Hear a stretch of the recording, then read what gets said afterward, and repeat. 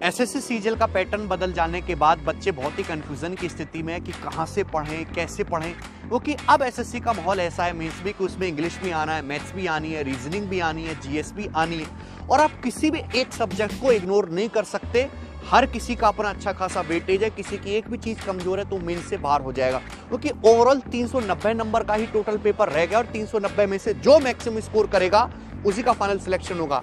इसमें एक नई चीज भी ऐड हुई है, कंप्यूटर एबिलिटी। हालांकि वो क्वालिफाइंग है, लेकिन आपको पढ़ना तो वो भी पड़ेगा, कंप्यूटर एबिलिटी भी। एसएससी सीजीएल का पैटर्न बदल जाने के बाद सबसे ज्यादा परेशान स्टूडेंट है, कहां से पढ़ें, कैसे पढ़ें, कब पढ़ें। अभी तक उनको पैटर्न भी समझ में नहीं आया है।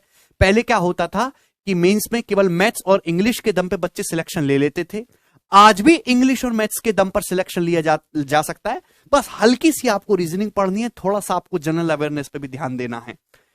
अगर हम पैटर्न की बात करें, मैं आपको संक्षिप्त में पैटर्न बता देता हूं कि अब आपका जो फाइनल सिलेक्शन है वो 390 मार्क्स पे होगा। जो आपके एसएससी सीजीएल टीयर 2 का जो पेपर फर्स्ट है उसमें 3 सेक्शन बनाए गए हैं। सेक्शन फर्स्ट में 2 मॉड्यूल है, मॉड्यूल फर्स्ट और module second. Module first mathematical abilities, जिसमें 30 क्वेश्चन है 90 मार्क्स के, और रीजनिंग एंड जनरल इंटेलिजेंस में 30 क्वेश्चन है 90 मार्क्स के। अगर हम सेक्शन सेकंड की बात करें तो उसमें भी 2 मॉड्यूल बनाए गए हैं। ये अलग है बिल्कुल, इसमें इंग्लिश है और जनरल अवेयरनेस है। लेकिन इंग्लिश का जो वेटेज है सबसे ज्यादा, इसके 45 क्वेश्चन पूछे जाएंगे। मतलब अब आज के टाइम पे आप इंग्लिश को बिल्कुल भी इग्नोर नहीं कर सकते। जनरल अवेयरनेस भी आपको पढ़ना होगा, उसके 25 क्वेश्चन आएंगे, 75 मार्क्स के होंगे। तो अब हर क्वेश्चन 3 मार्क्स का, लेकिन इसमें नेगेटिव मार्किंग भी है 1 मार्क्स की। क्योंकि रीजनिंग जो है वो मैक्सिमम स्टूडेंट कर लेते हैं। जनरल अवेयरनेस मैक्सिमम स्टूडेंट का एवरेज ही होता है, लेकिन फायदा आज उसको मिलेगा बच्चे को जिसकी जनरल अवेयरनेस मजबूत होगी, जो उसमें ज्यादा स्कोर कर पाएगा। सेक्शन थर्ड केवल क्वालिफाइंग है नेचर का, लेकिन ये क्वालिफाई करना कंपलसरी है। अगर आप सेक्शन थर्ड को क्वालिफाई नहीं कर पाते और आप सेक्शन सेकंड में आपने बहुत अच्छा स्कोर कर लिया तो वो भी किसी काम का नहीं है।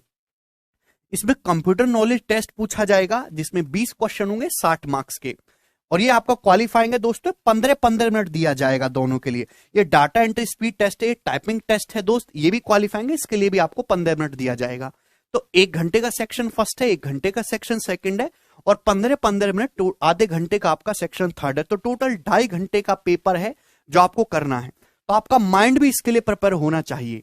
मैथमेटिक्स और रीजनिंग ये दोनों ऐसे चंक है जिसमें आप 100% स्कोर कर सकते हो।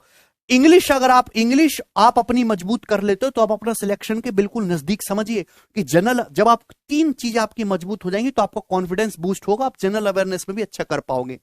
अगर वेटेज की बात करें दोस्त, तो मैथमेटिक्स का आउट ऑफ 100% 23% वेटेज अब क्वांटिटेटिव एप्टीट्यूड का है। रीजनिंग का भी इक्वल वेटेज है 23%। इंग्लिश का वेटेज चारों ही सेक्शन में सबसे ज्यादा है 35%, और जनरल अवेयरनेस का जो वेटेज है वो 19% है। तो आप समझ पा रहे हैं कि अब कहानी पिछले सालों की तुलना में बस थोड़ी सी चेंज हो गई है।